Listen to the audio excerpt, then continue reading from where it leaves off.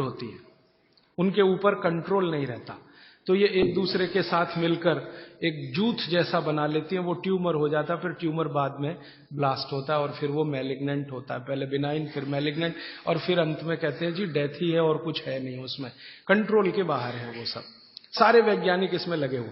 अब संयोग की बात देखिए कि जिस करक्यूमिन की बात आज के वैज्ञानिक कर रहे हैं, वो करक्यूमिन भरपूर मात्रा में गोमूत्र में है, भरपूर मात्रा में, और एकदम डाइजेस्टेबल फॉर्म में है। डाइजेस्टेबल माने तुरंत पियो और असर करे, ऐसा देर नहीं लगे।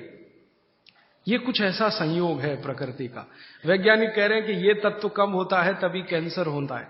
अब यही तत्व गाय के मूत्र में है, तो हजारों साल पहले बाघभट्ट की कही हुई बात अब सिद्ध हो जाएगी, साल भर में तो सब मान लेंगे।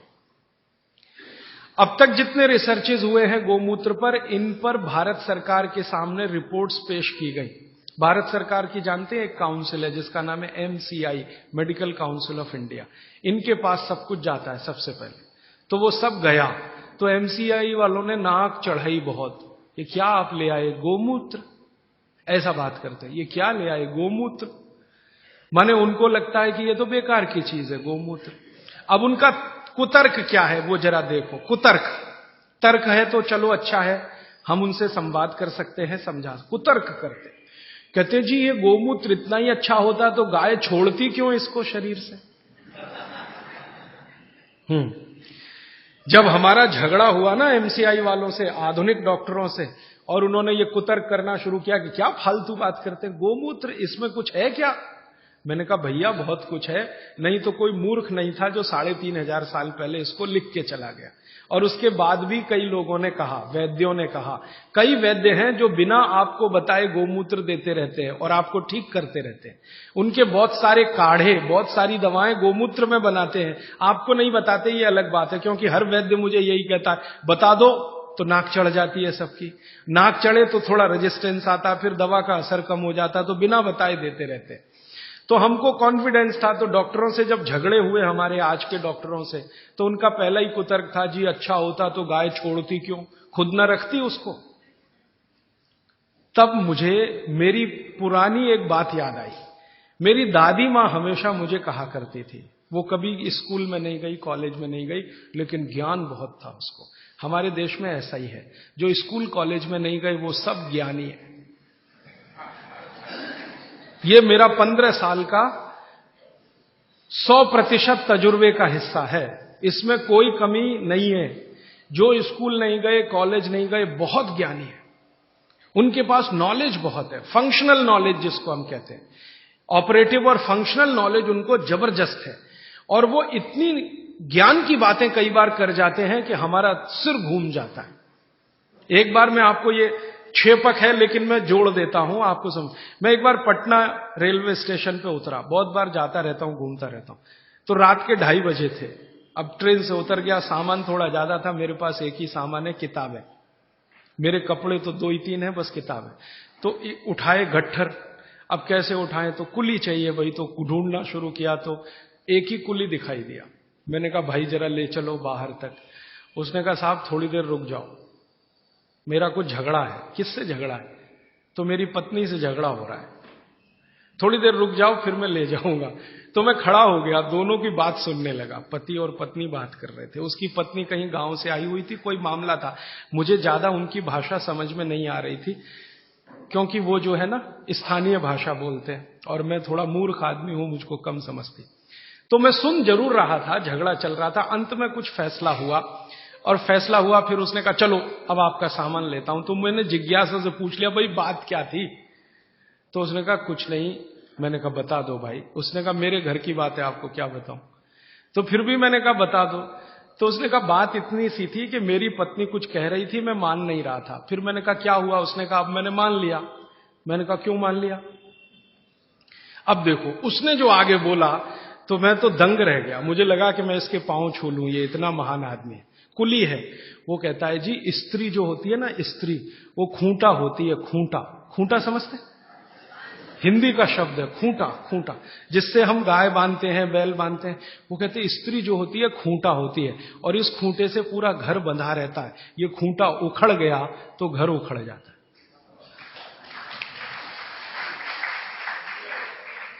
अब मैंने कहा कि भाई इसने कहीं यूनिवर्सिटी में गया नहीं, कोई डिग्री इसके पास है नहीं, इतने ज्ञान की बात इसने कैसे कही।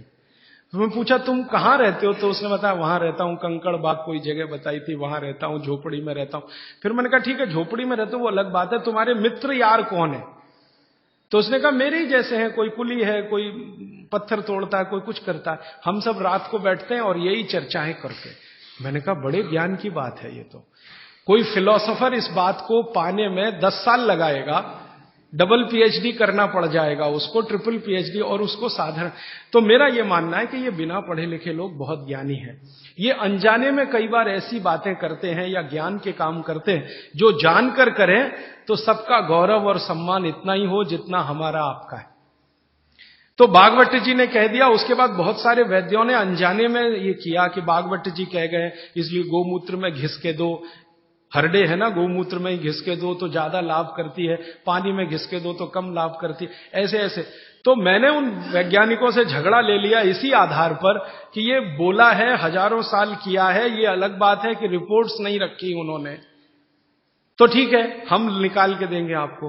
तो उनका एक ही कुतर्क था कि जी मूत्र इतना अच्छा होता तो गाय क्यों छोड़ती इसको, आपका मूत्र अगर इतना अच्छा होता तो आप क्यों छोड़ते इसको। फिर बाद में मुझे दादी की बात याद आई कि दादी ये कहती थी कि ये गाय नहीं है, माता है, माता है, माता। वो कभी भी हम कहते थे गाय, तो वो कहती थी गाय मत बोलो, गो माता, या तो माता बोलो नहीं तो गो माता। गाय नहीं बोलने दिया कभी भी उसने, क्योंकि गाय बोलना वो कहती थी अपमान है उसका। तो गौ माता है। अब माता जो होती है हर जरूरी चीज बच्चे के लिए छोड़ती है, ये आप सब जानते हैं। बच्चा उत्पन्न हुआ तो उसको सबसे ज्यादा जरूरी है दूध, तो मां दूध छोड़ना शुरू कर देती है। बच्चे होने के पहले तक नहीं है, वो बच्चा होने के बाद ही है। तो माता के बारे में यह कहा जाता है, मां की परिभाषा इस देश में है कि हर जरूरी चीज जो उसके बच्चे को चाहिए वो छोड़ती है। तो मुझे लगा गाय भी माता है तो ये बहुत जरूरी चीज है शायद हमारे लिए, मूत्र, तो ये हमारे लिए शायद छोड़ती है। हम मूर्ख हैं कि उसको इकट्ठा नहीं करते, बेकार जाने देते हैं। तो वैज्ञानिकों को मैंने कहा भाई हमारे यहां तो ये कहा जाता है कि ये गाय नहीं है, माता है। तो मां कुछ जरूरी चीज हमारे लिए छोड़ती है, तो शायद ये जरूरी हो। तो उनका अच्छा ठीक है, अब आप बहुत जोर दे रहे हो, और हमने कई तरह का प्रेशर डलवाया था उनके ऊपर, तो चलो करके देख लेते हैं। फिर एम्स के और एमसीआई के वैज्ञानिकों ने काम किया, और काम करने के बाद 8 महीने के बाद वो कहते हैं बात आपकी बिल्कुल सही है, ये गोमूत्र हमारे लिए ही गाय छोड़ती है, हमारे लिए ही छोड़ती है। हमको बीसियों बीमारियां हैं जो इससे ठीक होती है। तो आप अपने जीवन में गाय के प्रति देखने का थोड़ा नजरिया बदल दो। अब तक आप गाय को दूध के लिए देखते थे, अब मैं आपको दिखाना चाहता हूं मूत्र के लिए देखो। दूध तो बोनस है, मूत्र उसकी जिंदगी के आखिरी दिन तक मिलने वाली औषधि है। दूध तो थोड़े ही दिन मिलेगा, आप जानती हैं गाय थोड़े दिन दूध देती है, जैसे मां थोड़े दिन दूध दे सकती है वैसे गाय भी थोड़े ही दिन दे सकती है, हमेशा नहीं दे सकती। थोड़े दिन के बाद दूध बंद हो जाता है, लेकिन मूत्र जीवन के आखिरी दिन तक देती है। और उस मूत्र से हमने करके देख लिया, वैज्ञानिकों ने मान लिया कि 48 बीमारियां तो जड़ से ठीक हो जाती हैं। ये बीमारियां क्या क्या हैं फिर से सुना देता हूं। जोड़ों के दर्द सब तरह के, किसी भी स्तर के जोड़ों के दर्द, पित्त की बीमारियां किसी भी तरह की, कफ की बीमारियां किसी भी तरह की, गोमूत्र से ठीक होती है। आप बोलेंगे इसको लेना कैसे चाहिए। बागवट जी ने इसका तरीका यह बताया है कि गोमूत्र लेना हो तो उसका सबसे अच्छा समय है सवेरे का, सवेरे का समय बताया है, अच्छा है, सवेरे गोमूत्र लेना चाहिए। कितना लेना चाहिए, तो ये मात्रा बागवट जी बोल कर गए कि जो बहुत ज्यादा बीमार हैं, बहुत बीमार हैं, उनको एक दिन में 100 ग्राम, 100 ग्राम नहीं कहा है, लेकिन जो मात्रा दी है वो ग्राम के बराबर है। और 100 ग्राम बोल रहा हूं ताकि समझ में आए, नहीं तो उनकी मात्रा बोल दी तो समझ में नहीं आएगी, लेकिन वो लगभग 100 ग्राम। तो जो बहुत बीमार हैं उनको 100 ग्राम, 100 मिलीलीटर। 100 मिलीलीटर माने एक कप जो चाय का है ना उसमें 150 ml चाय आती है, 150 मिलीलीटर, तो उसका पाव कप मान लो, ये बीमार, बहुत बीमार लोगों के लिए। और वो कहते हैं कि इसको आधा आधा करके लो तो और अच्छा है। तो आधा एक बार ले लिया, आधा दूसरी बार ले लिया। और जिस समय लें पेट खाली रहे, तो नाश्ते के पहले। अब पेट खाली 2 समय रहता है दिन में, एक तो सुबह सुबह और दूसरा जब भोजन के बाद आप 4 घंटे निकल जाए ना तो पेट लगभग खाली हो जाता है, तो शाम को ले सकते हैं बीमार लोगों। और जो बीमार कम है या स्वस्थ हैं, निरोगी हैं और लेना चाहते हैं, उनको एक ही बार। तो 50 मिलीलीटर की मात्रा उन्होंने बताई उसके लिए। स्वस्थ, कम बीमार 50 मिलीलीटर। 50 मिलीलीटर माने 1 कप का तिहाई हिस्सा, 1/3। तो ये आप ले सकते हैं। अब जिस गाय का मूत्र आप ले रहे हैं उसके बारे में एक छोटी जानकारी उन्होंने जोड़ी उसमें। वो ये कहते हैं सूत्र में कि गाय जो मूत्र पीने लायक माने औषधि के रूप में देती है, वो गाय को पैदल चलना बहुत आवश्यक है। माने वो चले, दिन में घूमे, टहले। बांधी हुई गाय जिसको आप चलने ही मत दो, घर में ही बंधी रहे, उसके मूत्र के बारे में बागवती जी कहते हैं कि वो उपयोगी नहीं है, उपयोगी नहीं। अब हमने क्या देखा कि ये जो जर्सी गाय है ना, जर्सी, होलिस्टियन, फ्रीजियन, ये बंधी हुई गाय है। आप इसको छोड़ भी दो तो जाती नहीं है, बद्ध से बैठ जाती है। खड़ा करो फिर बैठ जाएगी, फिर खड़ा करो फिर, खड़ी भी नहीं होती, ज्यादा देर बैठी रहेगी। चलना तो उसके लिए इतना भारी है कि जब वो चलेगी तो ऐसी कराह निकलती है उसके मुंह से।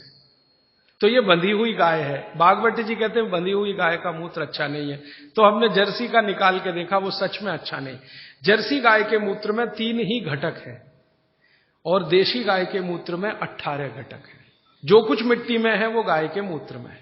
अच्छा, फिर मुझे बचपन की एक बात याद आई। मेरी दादी माँ ने कहा कि गाय के शरीर में 33 करोड़ देवता हैं। अब बात सुन ली, बैठ गई मन में। एक्सप्लेनेशन में पूछता था अपने आप से कि ये कैसे हो सकता, 33 करोड़ देवता, 33 करोड़ देवता। तो हमारे यहां एक शब्द है कोटि। कोटि, कोटि है ना, कोटि। कोटि का एक अर्थ होता है करोड़ और कोटि का एक अर्थ होता है प्रकार। संस्कृत शब्द है कोटि। कोटि का एक अर्थ है करोड़, 10 करोड़, 20 करोड़, 50 करोड़, जो गिनती में आप गिन। कोटि का दूसरा अर्थ है प्रकार। तो शायद यहां पर जो अर्थ है वो प्रकार वाला है। 33 प्रकार के देवता, 33 करोड़ नहीं, क्योंकि जिस समय भागवती जी ने लिखा था उस समय हिंदुस्तान की आबादी 20 करोड़ से कम रही होगी। तो 33 करोड़ देवता कैसे हो सकते हैं जब कुल मनुष्यों की संख्या इतनी कम है। तो शायद वो प्रकार वाला है। और आजकल बहुत लोग खिल्ली उड़ाते हैं ना हिंदू धर्म की, ये ईसाई लोग और मुसलमान लोग जो खिल्ली उड़ाते हैं ना, वो इसी पे आ जाते हैं। क्या बात करते हो, 33 करोड़ देवता है तुम्हारे यहां? हमारे यहां तो एक ही देवता है और देवता तो एक ही होता है। तो वो शायद 33 प्रकार के देवता हैं, ऐसा है। अब मैंने एक बार पुराने शास्त्रों से गाय का एक चित्र निकला हुआ देखा, तो देवताओं का बना हुआ था कि गाय के शरीर में कौन कहां है। जैसे गाय के मूत्र में धन्वंतरी देवता है, गाय के गोबर में लक्ष्मी जी का निवास है। एक संस्कृत सूत्र है गोमय वसति लक्ष्मी, गाय के गोबर में लक्ष्मी है, गोमूत्र में धन्वंतरी है, गाय के गले में शंकर जी हैं। ऐसे ऐसे करके है। अब मैंने कहा करके देखो भाई, हैं तो करके देख लो। तो पहली बात तो समझ में तुरंत आ गई कि गोमूत्र से इतने रोग ठीक हो रहे हैं और धन्वंतरी तो आरोग्य के लिए ही उत्पन्न हुए थे, तो मूत्र में धन्वंतरी तो है पक्का।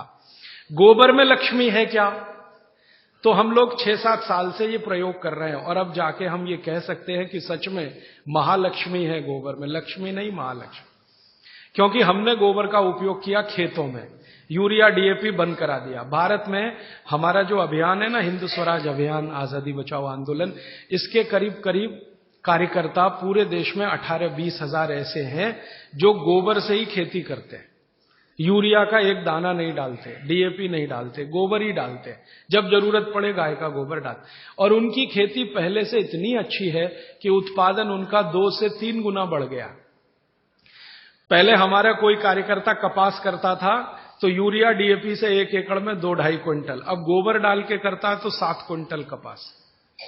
पहले हमारा एक कार्यकर्ता गेहूं करता था तो यूरिया डीएपी से 1 एकड़ में 12 क्विंटल गेहूं, अब गोबर से गेहूं करता है तो 24 से 25 क्विंटल गेहूं उसी 1 एकड़। धान करते थे, चावल करते थे, तो यूरिया डीएपी से आता था मुश्किल से 15-17 क्विंटल धान, चावल उसमें भी कम होता था। अब हम धान करते हैं तो 30 क्विंटल तक आता है उसी गोबर से। बाजरे में किया, मक्के में किया, गन्ने में तो इतना अद्भुत परिणाम है कि यूरिया डीएपी का गन्ना करो तो गन्ना ज्यादा से ज्यादा 8 फीट ऊंचा होता है, गोबर से गन्ना करो तो 14 फीट तक ऊंचाई जाती है। गन्ने में यूरिया डीएपी से रिकवरी 8% है, गोबर से रिकवरी 14-15% है।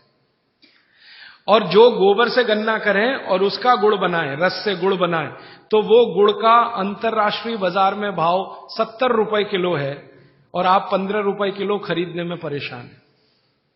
क्योंकि इंटरनेशनल मार्केट में लोग कहते हैं कि जी गोबर का गन्ना और उसका रस और गुड़ मिलता नहीं किसी देश में, भारत में ही संभव है, क्योंकि देशी गाय ही भारत में है और किसी के पास देशी गाय है नहीं। तो गोबर में लक्ष्मी है, क्योंकि आप उत्पादन बढ़ाएंगे, बाजार में बेचेंगे, लक्ष्मी आएगी। तो गोमय वसति लक्ष्मी, गोमूत्रे धन्वंतरी, सूत्र कुछ ऐसा है कि मूत्र में धन्वंतरी, गोबर में लक्ष्मी। अब ये गोबर पर एक्सपेरिमेंट करते करते हम यहां तक आए हैं कि गाय के गोबर में से गैस निकलती है। ये गैस से आप अपने घर का चूल्हा तो जला ही सकते हैं, ये तो पुरानी बात है।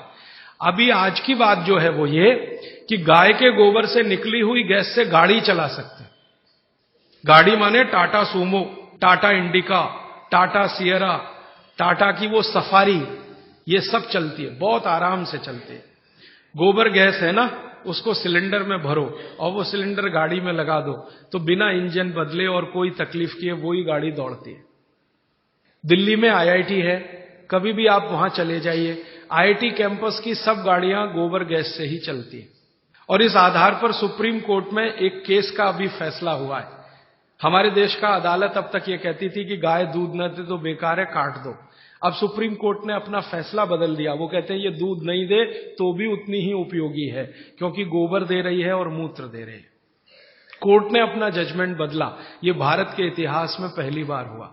सुप्रीम कोर्ट ने अपना पुराना जजमेंट बदला, ये एक्सपेरिमेंट होने के बाद। अब थोड़े दिन में हमारी तो एक योजना है, आप अगर मदद करेंगे तो हम जरूर करेंगे इस योजना को। गांव गांव जहां भी गाय है वहां गोबर है। गोबर है तो हम क्या करने वाले हैं, गोबर गैस प्लांट छोटे छोटे हर जगह, गैस निकालो और सिलेंडर में भरो। कंप्रेशर की मदद से, आप जानते हैं कोई भी गैस सिलेंडर में भरी जा सकती है, तो कंप्रेशर की मदद से गैस सिलेंडर में भरो और सिलेंडर खुद भी इस्तेमाल करो, दूसरों को भी दो। ये एलपीजी का चक्कर खत्म करो, क्योंकि ये एलपीजी आयातित है, माने इंपोर्टेड है। दूसरे देश के सामने हम भिखारी बन के खड़े हैं, जी दे दो। ईरान से मांग रहे हैं, इराक से मांग रहे हैं, ईरान आंखें दिखा रहा नहीं देते। हाँ देंगे तो इस कीमत पे देंगे, गरज है तो ले लो, नहीं तो मत लो। तो हमारी सरकार भीगी बिल्ली बनी हुई उनके सामने रेरियाती है, गिगियाती है। ये चक्कर अभी खत्म करना, हमको तो डीजल पेट्रोल ही खत्म करना है इस देश में, जरूरत ही नहीं डीजल पेट्रोल। जब तक गाय जीवित है उसका गोबर है, गोबर से गैस है, गैस से सब चलेगा। आपकी बिजली भी बना लो, गाड़ियां भी चला लो, रसोई गैस भी जला लो, घर के सब काम गोबर गैस से हो सकते हैं। और गोबर गैस की बनाई हुई रोटी का स्वाद आपके एलपीजी की रोटी के स्वाद से कई गुना अच्छा है, करके देख लीजिए आप। तो हमारी भविष्य की योजना है कि हम इस अभियान में आगे ये करने जा रहे हैं, गांव गांव के कार्यकर्ताओं को प्रशिक्षण देके कैसे गोबर गैस बनाई जाए, कैसे प्लांट लगाया जाए, कैसे उसको निकाला जाए, गैस को कैसे सिलेंडर में भरा जाए। जिस दिन ये काम बड़े पैमाने पर चल पड़ा, हिंदुस्तान को डीजल पेट्रोल एक बूंद खर्च करने की जरूरत नहीं, गाय से ही देश चलेगा। तो समझ में आएगा कि इसमें महालक्ष्मी है गाय के गोबर, लक्ष्मी नहीं महालक्ष्मी। भारत में 17 करोड़ गाय है, इसकी डबल चाहिए, 34 करोड़ में ये हो जाएगा। हमने जो हिसाब निकाला है, एक गाय का गोबर एक दिन में 10 किलो, अभी 17 करोड़ गाय है तो एक दिन का उनका गोबर है 170 करोड़ किलो। लेकिन सारे देश के डीजल की खर्चा और पेट्रोल का खर्चा और एलपीजी का खर्चा, ये पूरा अगर हम कवर करना चाहें तो गाय चाहिए 34 करोड़। हम आधे का तो कर सकते हैं, आज जितनी गाय है 34 करोड़। अब ये 34 करोड़ गाय कहां से आएगी? ये तभी आएगी जब कटना बंद हो। आप अगर इसका संरक्षण करें, गाय का कटना इसका बंद करा दें, तो गाय की संख्या अपने आप 34 करोड़ हो जाएगी। क्योंकि भारत की जो गाय है, देशी गाय, वो 20 साल जीवित रहती है और 20 साल में कम से कम 17 बार मां बन सकती है वो भारत की गाय। और ये जो जर्सी है ना, इसकी उम्र ही नहीं है, ये ज्यादा से ज्यादा 8 से 9 साल जीवित रहती है और 8 से 9 साल में 5-6 बार ही मां बनती है। और भारत की जो देशी गाय है, इसके बारे में भागवत कहते हैं कि इससे जैसी कोई दूसरी चीज भगवान ने नहीं बनाई। भागवत जी कहते हैं कि इसके जैसी दूसरी चीज कोई भगवान ने नहीं बनाई। ये देशी गाय है, मां बनेगी, बछड़ा आएगा, बछड़ी आएगी तो गाय बनेगी, बछड़ा आएगा तो बैल बनेगा, और देशी गाय का बछड़ा ही बैल बनता है, ये जर्सी वाला नहीं बनता। क्योंकि देशी गाय के शरीर पर कंधा है, तो कंधा चाहिए ना बछड़े को बैल बनने के लिए, तो वो तभी संभव है। इसलिए देशी गाय का संरक्षण करना बहुत जरूरी है। आप बोलेंगे जी संरक्षण कैसे हो? भागवत जी कहते हैं कि भारत को भगवान की सबसे अच्छी देन है वो ये गाय है, जिसको हम देशी गाय कहते हैं। इसकी हमेशा सेवा करो तो ये संरक्षित हो। शायद इसलिए हमारे बुजुर्गों ने कहा गाय की सेवा करो तो मोक्ष मिलेगा, 33 प्रकार के देवता खुश रहेंगे। और मैंने करके देखा, ये देशी गाय आप घर में रखो, उसकी सेवा करो, सवेरे सवेरे सो के उठो, बस गाय को देखो, कुछ मत करो, बैठ जाओ, देखो उसको सामने, और आपके शरीर में इतनी खुशी और आनंद पैदा होगा उसका चेहरा देखने मात्र से। करके देख लो इसको। मैं अभी एक एक्सपेरिमेंट कर रहा हूं, डिप्रेशन के कुछ मरीजों को मैंने इकट्ठा किया है एक गौशाला में डिप्रेशन के मरीजों को इकट्ठा किया है। कोई दवा नहीं देते, वो कहते हैं जी गाय के सामने बैठो बस और देखो, उसको देखो, उसकी आंखें देखो, आंखों में जितनी सुंदरता है देशी गाय की कहीं नहीं मिलेगी आप। और जो आप गाय पहचान सकते हैं, भारत में एक गाय है किल्लारी गाय कहते हैं उसको, किल्लारी गाय, एकदम गुलाबी आंखें, सुर्ख गुलाबी आंखें, उसकी आंखें देख लिया आपने तो डिप्रेशन और अवसाद आपका खत्म हो जाए। इतना आनंद मिलता है गाय को देखने से। तो गाय देखने मात्र से अगर आनंद की प्राप्ति हो रही है तो ये उसकी सबसे बड़ी विशेषता है।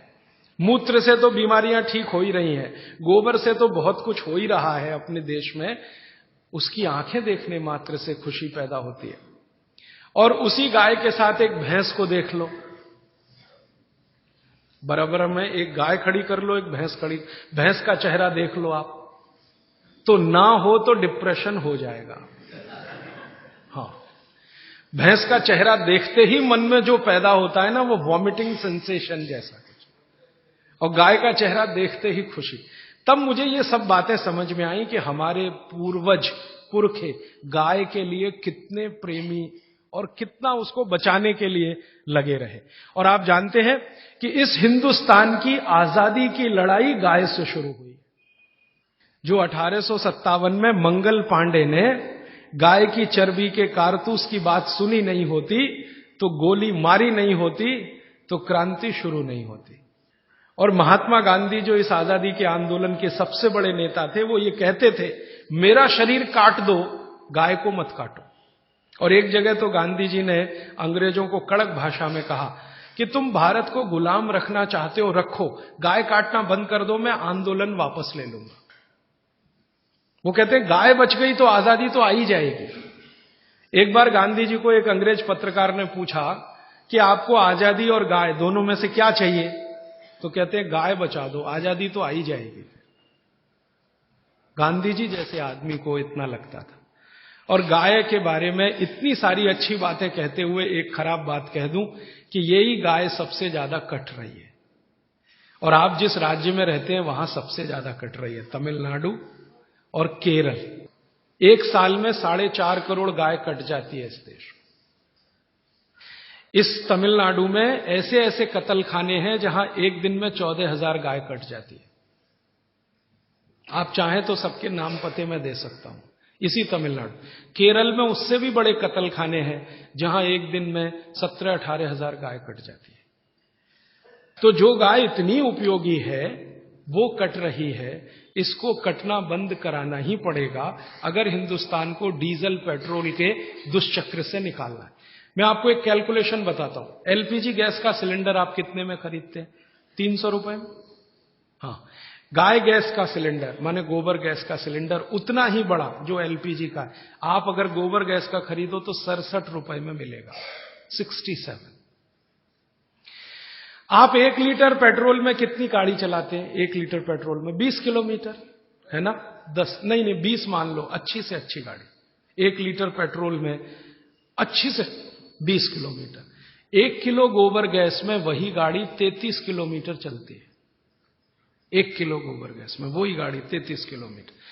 और आप जब खर्चा निकालते हैं ना गाड़ी चलाने का पर किलोमीटर खर्चा, तो डीजल का खर्चा शायद 4.5 के आसपास आता है, पेट्रोल का खर्चा 6-6.5 रुपए आता है। गाय के गोबर से पर किलोमीटर गाड़ी चलाने का खर्चा 1 रुपए 15 पैसे आता है।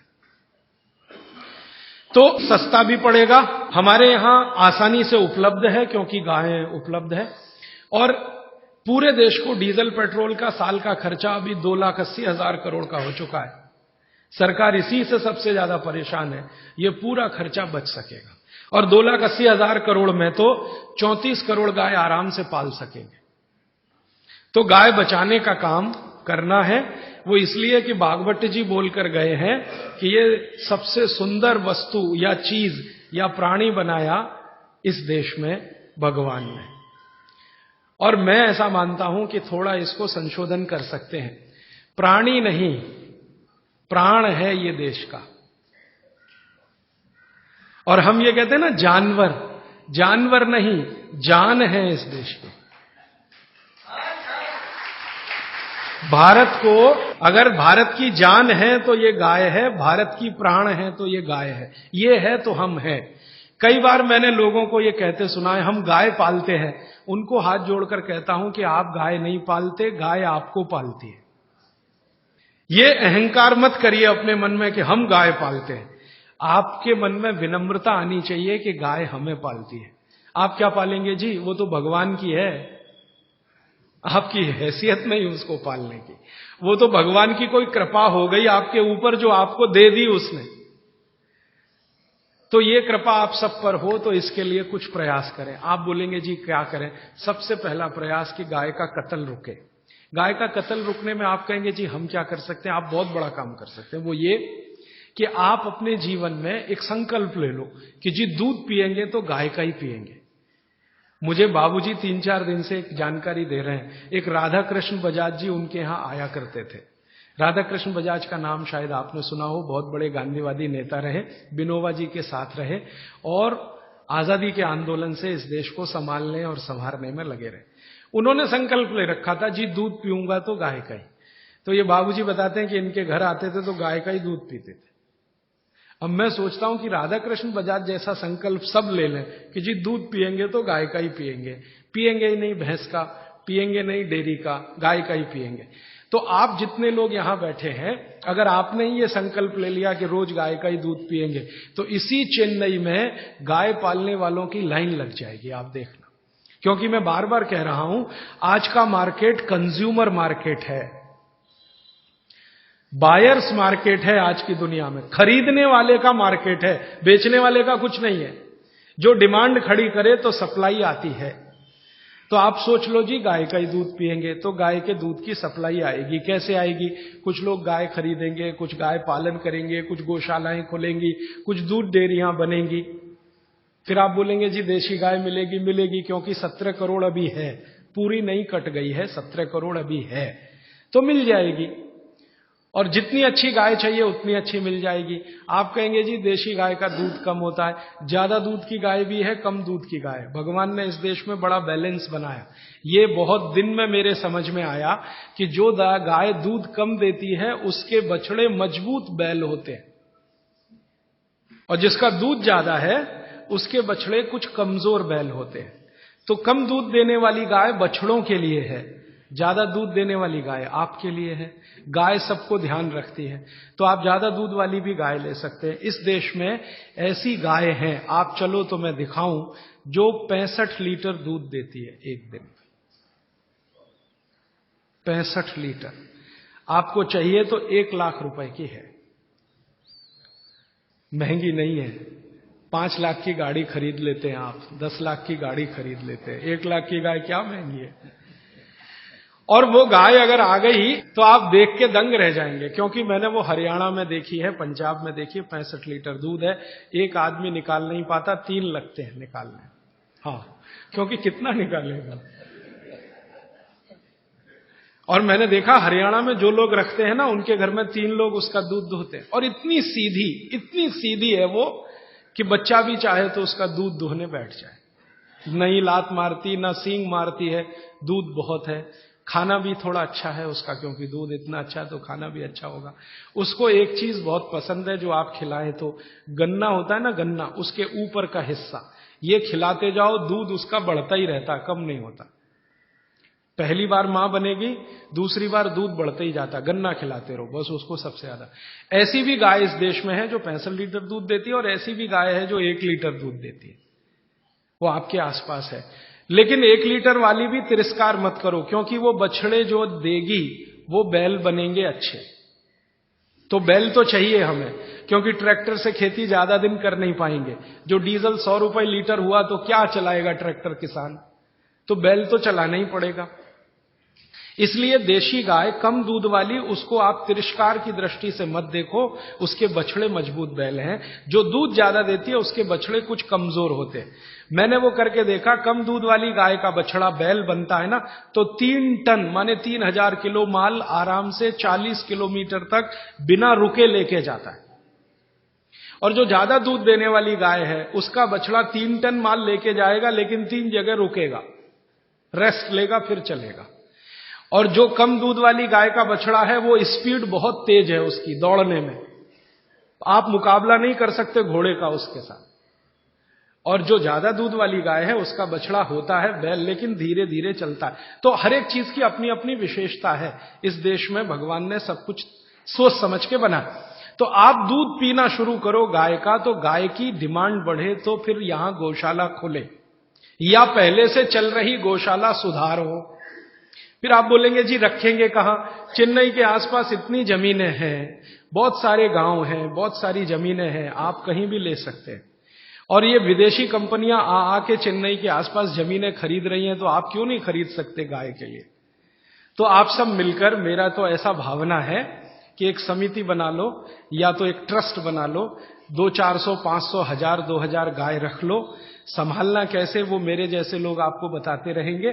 और कोई भी गाय का वारिस हो सकता है। 10-10 हजार रुपए इकट्ठा करो, एक एक गाय आपके नाम से वहां रहे, घास चारा खिलाने वाला और उसकी साज संभाल करने वाले जितने लोग चाहिए कहीं ना कहीं से मिल जाएंगे।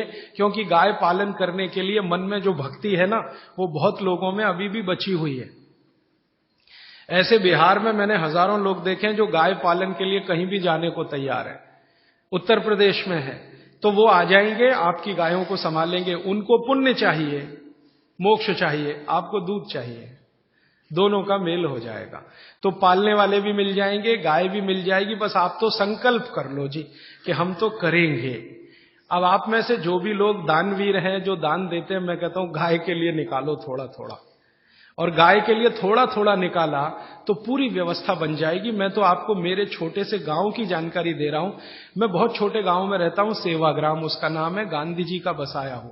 तो गांधी जी का असर अभी तक उस गांव पर है। गांधी जी गाय को बहुत प्रेम करते थे, तो उस गांव के जितने भी किसान हैं वो गाय ही पालते हैं। मैं जिस छोटे से गांव में रहता हूं, उस गांव के आसपास के 40 गांव में 56,000 गाय है। आसपास के 40 गांव में 56,000 गाय। हर दिन 1-1.25 लाख लीटर दूध आता है, और जिसको चाहिए वो चला जाता है। फिर थोड़ा बच जाता है तो उस दूध से बिस्किट बनाते हैं, गाय के दूध का बिस्किट। हमारे यहां का खा लें तो आप सारे बिस्किट भूल जाएंगे। फिर वो बच जाता है तो फिर दही बना लेते हैं, दही का मट्ठा, मट्ठे से मक्खन बना लेते हैं, मक्खन से घी भी मिल जाता है। तो घी भी मिलता है वहां पे गाय के दूध का, मक्खन भी मिलता है, मावा मिलता है, मावा माने खोवा, फिर उससे पेड़ा बना लेते हैं, वगैरह वगैरह सब हो रहा है। और जो किसान ये गाय पाल रहे हैं उनके पास जमीन नहीं है ज्यादा, आप ध्यान दो इस बात। किसी के पास 1 एकड़ 2 एकड़, लेकिन सब लखपति है गाय की ताकत से। जमीन ज्यादा नहीं है, जितनी है वो गाय के घास चारे के लिए ही पूर्ति है, लेकिन दूध और दूध की दूसरी चीजें जो वो दे रहे हैं, कुछ किसानों को तो ये बात इतनी समझ में आई है कि अब उन्होंने दूध देना बंद किया। वो कहते हैं जी दूध नहीं देंगे, आपको घी चाहिए तो ले लो, घी दे देंगे आपको शुद्ध गाय का, दूध नहीं देंगे। मैंने एक दिन पूछा भैया क्यों, तो उसने कहा ये जो दूध हम दे देते हैं तो हमारे पास कुछ नहीं बचता, जो घी देंगे तो मट्ठा तो बचेगा कम से कम। देखो कितनी इंटेलिजेंसी। वो आदमी यूनिवर्सिटी में नहीं गया, एग्रो इकोनॉमिक्स उसने कभी नहीं पढ़ा, वो कह रहा है कि जो दूध दे दिया तो मेरे पास तो कुछ बचता नहीं है, मैं मट्ठा तो बचा सकता हूं अगर घी दूंगा आपको, मट्ठा मैं पीऊंगा, मेरे बच्चे पिएंगे, बचेगा तो गाय पिएगी, घी आप ले जाओ।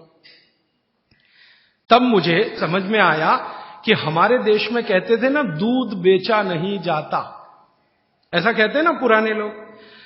दूध बेचना पूत बेचने जैसा है, बच्चे को नहीं बेच सकते तो दूध भी नहीं बेच सकते। तो वो शायद कहावत इसलिए बनी होगी कि आप अगर दूध बेचते रहोगे तो कुछ बचेगा नहीं, तो दूध बेचो मत, दूध की बनाओ दही, दही का बनाओ मट्ठा, मट्ठे से निकालो मक्खन, घी बेचो। तो घी बेचो तो भाव भी अच्छा है, 180 रुपए किलो तो हमारे यहां मिलता है, लेकिन वही घी बंबई जाता है तो 500 रुपए किलो बिक जाता है, बेंगलोर चला जाए तो 600 रुपए किलो भाव है, जर्मनी चले जाए तो 4000 रुपए किलो तक भाव मिल जाता है वही घी का। 180 से लेके 4000 रुपए किलो तक का रेट है गाय के देशी घी का। जर्मनी, वहां अमेरिका वगैरह वगैरह, उनको भी चाहिए, मिलता नहीं क्योंकि उनके पास देशी गाय नहीं, जर्सी।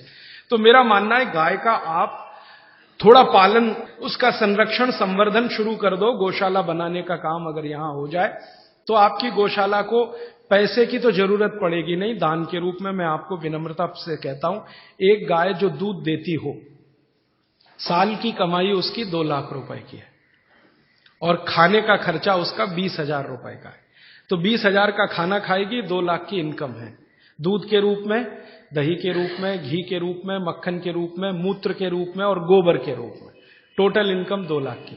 और जो बूढ़ी हो गई, दूध देना बंद करे तो भी साल की इनकम 1.25 लाख की है, तो भी खर्चा वही 20,000 का है। तो इनपुट कम है, आउटपुट ज्यादा है, इसलिए गाय का बिजनेस भी आप करें, दूध का, गाय से मतलब दूध का, दही का, मक्खन का, घी का, गोबर का आप शुरू कर दो। मैं आज बोल रहा हूं, 3 साल बाद सरकार बोलेगी इसी बात को कि गोबर गैस प्लांट लगाओ जगह जगह, सिलेंडर में गैस भरो और गाड़ियां चलाओ, डीजल हम ला नहीं सकते, पेट्रोल ला नहीं सकते, 150 रुपए लीटर है। तो इसलिए ये गोमूत्र से शुरू हुई आपके बीच की बात वहां तक पहुंचती है। और आप दूध पियोगे तो गाय बढ़ेगी, मूत्र का उपयोग करो दवा के लिए तो भी गाय बढ़ेगी, गोबर का उपयोग करो खेत में तो भी गाय बढ़ेगी। ये 3 तरीके से गायों को आप बचा सकते हैं और इनकी संख्या लगातार बढ़ा सकते हैं। यहां पर अपने निरंजन भाई हैं, ये और इनकी पत्नी गाय के सेवा में लगे हुए हैं।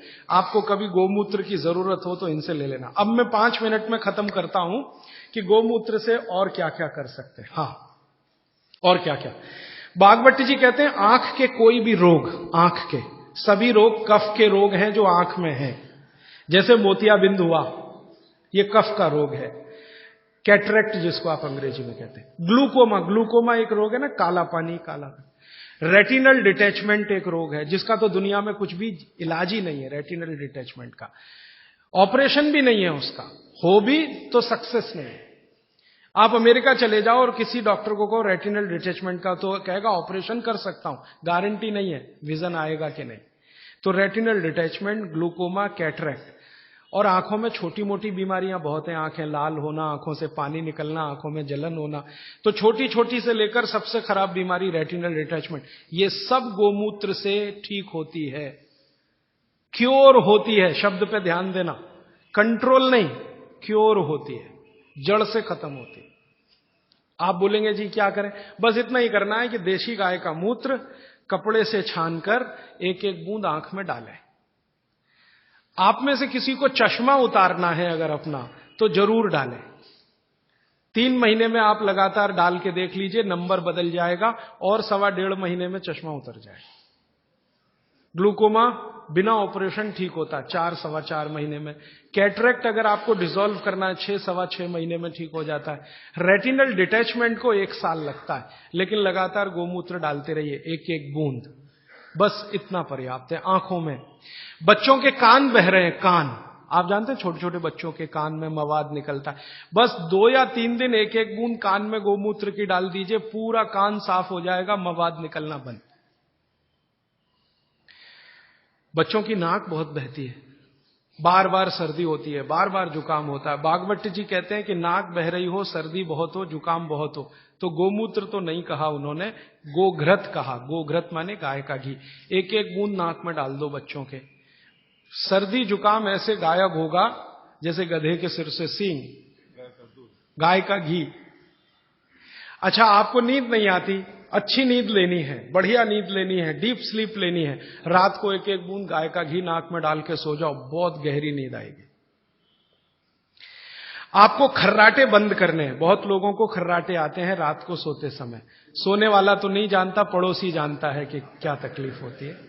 तो जिनको भी खर्राटे बहुत आते हैं उनके लिए बहुत अच्छी दवा मैं बता के जा रहा हूं। गाय का घी एक एक बूंद नाक में डाल लो, 3 दिन बाद चौथे दिन से खर्राटे बिल्कुल बंद हो जाएं, स्मूथ एकदम आपकी नींद हो जाए। तो गाय के घी का भी उपयोग है औषधि के रूप में, गोमूत्र का। अब आता हूं, बाल झड़ते हैं बहुत सारी बहनें शिकायत करती हैं बाल झड़ रहे, तो गाय के दूध का दही बनाओ। दही को तांबे के बर्तन में रख दो, 5-6 दिन रखा रहने दो, फिर हरा हरा हो जाएगा, फिर उस दही को बालों में लगाओ, 1 घंटे के बाद बाल धो दो शीकाकाई से, शैम्पू से नहीं, शीकाकाई से। हफ्ते में 4 बार कर सकते हैं, और बाल टूटना एक ही हफ्ते में बंद हो जाते, एक ही हफ्ते। कई बहनों ने तो मुझे बताया, राजीव भाई हमने तो एक ही बार किया था, उतने में भी बंद हो गए।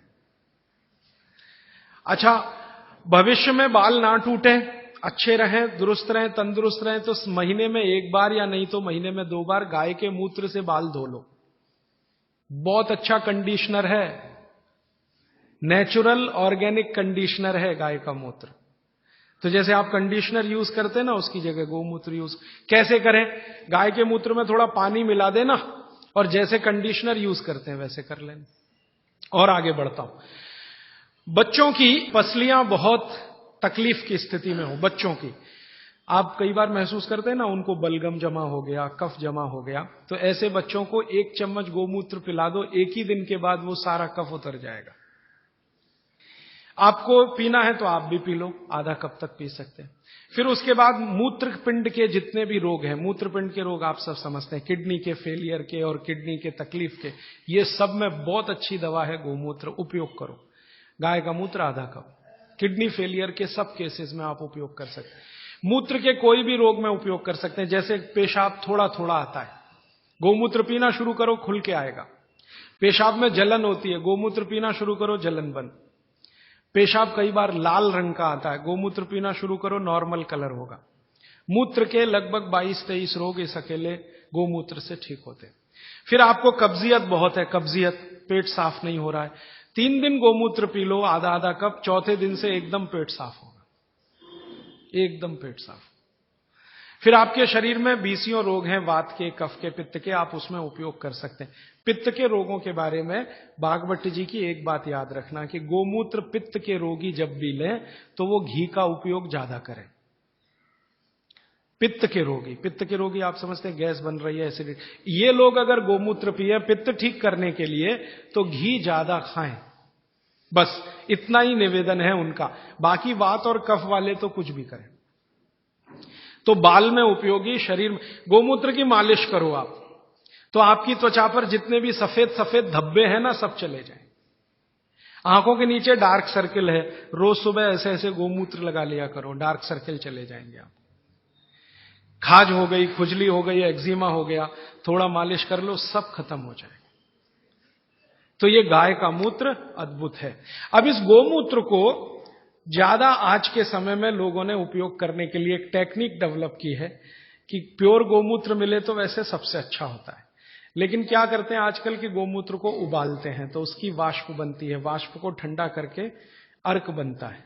अर्क तो आप समझते हैं, तो गोमूत्र अर्क भी इस्तेमाल हो रहा है। लेकिन मेरा कहना है कि प्योर मिले तो सबसे अच्छा, नहीं मिले तो अर्क ले सकते, नहीं मिले तो, लेकिन अर्क ज्यादा नहीं लेना। अर्क सूक्ष्म मात्रा में ही लेने के लिए बागभट्ट ने नियम दिया है। वो ये कहते हैं कि अर्क अगर लेना है तो 1 चम्मच पर्याप्त है, मूत्र पीना है तो आधा कप पर्याप्त है, अर्क लेना है तो 1 चम्मच पर्याप्त है। तो अर्क भी ले सकते हैं।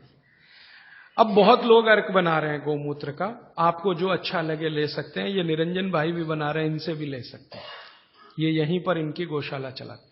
आप भी गौशाला बनाएं तो उसमें भी अर्क बन सकता है। और अर्क बाजार में 500 रुपए लीटर बिकता है। बड़े बड़े वैद्य खरीदने को तैयार हैं। आप खाली गोमूत्र से अर्क ही बनाना शुरू कर दो। एक गाय 2.5 से 3 लीटर मूत्र देती है, और 100 गाय अगर आपके पास हैं तो साल की इनकम 1 करोड़ की आराम से हो जाएगी। अर्क बेच के ही हो जाएगी। अर्क के बाद जो बचता है ना, जिसको हम कचरा समझते हैं, उससे साबुन बनता है, साबुन। और इतना अद्भुत है वो साबुन कि शरीर के त्वचा रोग खत्म कर देता है। अर्क निकालने के बाद जो बचता है उससे शैम्पू भी बनता है, साबुन भी बनता है, वॉशिंग पाउडर भी बनता है। आपका फर्श साफ करने के लिए वो जो आप फिनाइल वगैरह इस्तेमाल करते हैं ना, ये गोमूत्र अर्क का भी बनता है, फिनाइल। गाय के गोबर से टाइल्स बनना शुरू हो गए इस देश में। टाइल्स समझते हैं, जो छत में लगाते हैं, और वो लगा दो तो टेम्परेचर 5 डिग्री कम कर देता है। टेम्परेचर 5 डिग्री कम कर दे। तो ऐसी अद्भुत गाय भगवान ने हमको दी, प्रकृति ने दी। इसका संरक्षण संवर्धन हम करें, मूत्र का उपयोग करें, गोबर का उपयोग करें, घी का उपयोग करें, दूध का उपयोग करें, और हर चीज उपयोग करेगी तो मांग बढ़ेगी। मांग बढ़ेगी तो गाय आएगी। आप भी गाय रख सकते हैं। भारत में बहुत लोगों ने गाय रखी है, और कई लोग तो ये सुन सुनकर कार बेच के गाय ले आए, स्कूटर बेच के गाय ले आए, मोटरसाइकिल बेच के। क्योंकि वो कहते हैं राजीव भाई आप ही बोलते हो 10 साल के बाद मिलेगा कि नहीं डीजल पेट्रोल, भरोसा नहीं। फिर ये कार करेगी क्या, बैलगाड़ी में लगा के ले जाना पड़ेगा। तो पहले ही गाय ले आओ तो गोबर गैस तो मिल जाएगी, गैस मिल जाएगी तो डीजल ना मिले तो भी कार चल जाएगी, पेट्रोल ना मिले तो भी कार। तो ये सब मैंने आज आपको कहा। भागवत चिकित्सा का एक पूरा चैप्टर इस पर है, गोमूत्र पर। मैंने उसके कुछ सूत्र आपको बताए। आप आज से ही इनका पालन करें अपने जीवन में, और सुखी रहें, निरोगी बनाएं। ये जितनी भी बातें मैंने कही हैं ये किताबों में है। गोमूत्र चिकित्सा पर विशेष किताब हमने बनाई है, उसमें भागवत के 64 सूत्र हैं। सब तो नहीं लिए, 64 सूत्र हैं। वो आप चाहें तो ले जा सकते हैं। और वो पुस्तक पर मेरा कॉपीराइट नहीं है, सबको कॉपी करने का राइट है। आप क्या करें, उस पुस्तक को अपने नाम से छपा लें, हमारा नाम निकाल के अपना लिख लें, तो मैं कभी मुकदमा करने नहीं आऊंगा। क्योंकि मैं मानता हूं ये बात जल्दी से जल्दी ज्यादा से ज्यादा लोगों तक पहुंचे। तो हमारा लक्ष्य है गाय बचे और भागवत चिकित्सा में गोमूत्र का उपयोग होने लगे। मेरा लक्ष्य तो वो है। पुस्तक ज्यादा लोगों तक जाएगी तो तभी ये हो पाएगा। और मैं अकेला कितनी छाप छाप के बांटूंगा, मेरी एक लिमिट है।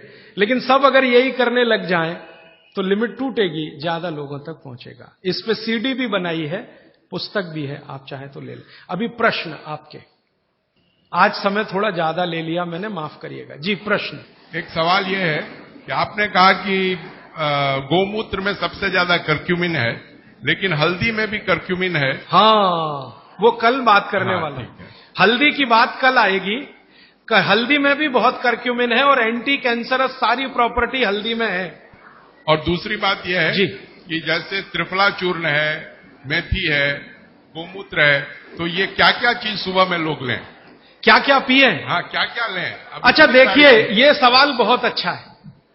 ये सवाल प्रदीप भाई का बहुत अच्छा है कि इतनी सारी चीजें अब आपके सामने हैं, सवेरे क्या क्या लें। तो मैं आपको एक छोटी निवेदन, ये विनती के रूप में करना चाहता हूं कि 30 तारीख को सुबह मैं एक सेशन करना चाहता हूं आपके साथ इसी भवन में, वो यही प्रश्न का उत्तर देने के लिए। क्योंकि ज्ञान जब बहुत ज्यादा हो जाता है ना, तब हमारे सामने सिलेक्शन की समस्या आती है कि हम क्या क्या करें। अब सवेरे लेने के लिए इतनी चीज हो गई है, तो आप 2 दिन इंतजार कर लें। 30 तारीख का सेशन मैं इसी के लिए करने वाला हूं कि जितना आपके पास ज्ञान आ गया, अब इसमें से सेलेक्टिव कैसे हो, कौन कौन सी 1, 2, 3 चीजें करें जो आपके लिए पर्याप्त हो। वो मैं आपकी प्रकृति, स्वभाव और चिकित्सा रोग के हिसाब से बताऊंगा। जैसे वात वाले हैं वो क्या क्या कर लें, पित्त वाले हैं वो क्या क्या कर लें, कफ वाले हैं वो क्या क्या कर लें। और ये जो सारा बोला है इसका समअप भी 30 तारीख को सुबह 7 बजे से 9 बजे के इसी सेशन में मैं करूंगा। गाय के बारे में आपने बहुत कुछ बताया, अच्छा है। पर गाय का पंचामृत जो होता है वो इतना शुद्ध होता है जिसकी कोई हद नहीं। सही बात। मैंने इसका सदुपयोग किया है, 5 चीजों को, जिसको मिला करके आप ले तो जिंदगी भर की जैसी जैसी बीमारी हो वो आपकी दूर हो जाती है। उसके बारे में आप बताते हैं। गाय का दूध, गाय का घी, गाय का मूत्र, थोड़ा गाय के गोबर का रस और ये सब मिलाकर थोड़ा गुड़, ये है पंचामृत। इसमें गुड़ की जगह शहद भी मिला सकते हैं, क्योंकि दूध में वैसे शहद नहीं मिलाते, लेकिन गाय के मूत्र के साथ चलता है। घी में शहद नहीं मिलाते, लेकिन गाय के मूत्र के साथ चलता। तो पंचामृत बनाने की विधि पुस्तक में है, आप ले लो। ये पंचामृत का इनका जो रिजल्ट है वो पूरे देश में वैसा ही रिजल्ट है। वात पित्त कफ तीनों पर एक साथ काम करता है, बहुत गहराई से असर करता है। अबनॉर्मलिटी इन हार्मोन्स, उसका कोई क्योर है? हाँ बिल्कुल है। आप इसके लिए मुझे व्यक्तिगत रूप से मिलेंगे? जरूर, मैं आपको लिख के देता हूं। जरूर जरूर। देखिए, मेरे पास एक लिखित चिट्ठी आई है, बहुत खुशी की बात है। चेन्नई में गौशाला है तो बहुत अच्छी बात है, बस दुख की बात है कि उसका मैनेजमेंट सही नहीं है, यह दुख की बात है। तो आप गौशाला वालों से मिलके उसका कुछ मैनेजमेंट सुधार लो और मेरी तरफ से गारंटी दो कि एक भी गाय घाटे का सौदा नहीं है, दूध दे या ना दे। सेक्रेटरी हैं, बहुत अच्छा जी, आप बोलेंगे? इनको माइक दे दीजिए जरा। चेन्नई में पिंजरापोल है जहां करीब 2700 गाय है। ये सब बुड्ढी गाय है जो दूध नहीं दे रही है, ठीक है, और हम इनका पालन कर रहे हैं। ठीक आप जैसे लोग बोलते हैं कि मैनेजमेंट बराबर नहीं है, ये बात नहीं है। वही लोग बोलेंगे या तो उनको दूध नहीं मिल रहा है, अगर वहां आके आप पर्सनली आके देखें तो आपको मालूम पड़ेगा कि मैनेज कैसे किया जाता है। कहना बहुत इजी है लेकिन करना बहुत मुश्किल है। इसलिए आपसे विनती है कि आप सब लोग वहां आइए, देखिए और हमें किस तरह का सहयोग दे सके आप सहयोग दीजिए। धन्यवाद। बटाटा नहीं खाना, नहीं सुबह सुबह खाना तो वेट नहीं बढ़ेगा, रात को खाओ तो वेट बढ़े। पराठा रात को नहीं खाना, सुबह खाना। आप थोड़ा या तो चूना खा लो, और आज जो बोला है थोड़े दिन या तो गोमूत्र पी लो, एलर्जी सब तरह की ठीक हो। चूना खाने के लिए 1 ग्राम चूना दही में मिला के या मट्ठे में मिला के, छाछ में, नहीं तो पानी में मिला के, नहीं दिन में सुबह। गुस्सा नहीं आए, गाय का घी नाक में डालो, गुस्सा नहीं आएगा। गाय का घी नाक में डाल के सोना। एक दिन में अगर आप मेहनत का काम करते हैं, रात को मैं बोल रहा हूं, मेहनत का काम करते हैं, मजदूरी करते हैं, तो 8 घंटे नींद चाहिए। मेहनत करते 8 घंटे, और अगर मेहनत नहीं करते, सिर्फ बैठने का काम है, तो 6.5 घंटे, 6 से 6.5 घंटे। गोबर गैस, गाय की गौशाला जो होती है ना, जहां गोबर है वहीं पर ये गोबर गैस बनती है और वहीं से सिलेंडर में भर के हम सबको दे सकते हैं। गोमूत्र वैसे ताजा हो 48 मिनट में पी लेना चाहिए। बोतल में भर के 4-5 दिन तक रख सकते हैं, कांच की बोतल। बीपी के लिए सबसे अच्छा मेथी दाना, रात को पानी में डाल के, हाँ। स्वदेशी द्वारा भारत को फिर से सोने की चिड़िया बनाने के लिए भूख, गरीबी और बेरोजगारी को जड़ से खत्म करने के लिए तथा देश के ग्रामीण जनों को स्वावलंबी बनाने के लिए स्वदेशी अपनाने का संकल्प ले। महात्मा गांधी, सुभाष चंद्र बोस, भगत सिंह, लोकमान्य तिलक जैसे हजारों क्रांतिकारियों के सपनों का भारत बनाने वाले इस अभियान से जुड़े और स्वदेशी अपनाएं। स्वदेशी यानी भारत को सोने की चिड़िया बनाने का दर्शन।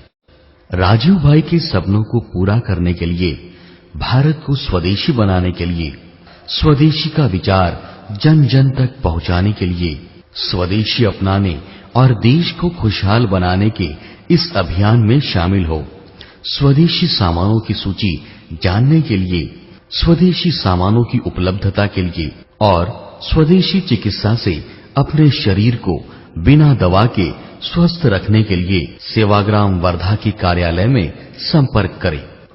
राजीव भाई के विचारों को गांव-गांव में पहुंचाने के लिए उनकी सीडी को निशुल्क वितरण करवाएं। स्वदेशी चिकित्सा के कैंप लगाकर बीमारियों को बिना दवा के ठीक करें। देश का पैसा देश में रहे और हमारा देश समृद्ध बने। स्वदेशी अपनाएं। स्वदेशी सामानों की विस्तृत जानकारी के लिए हमारे शोध केंद्र पर संपर्क करें।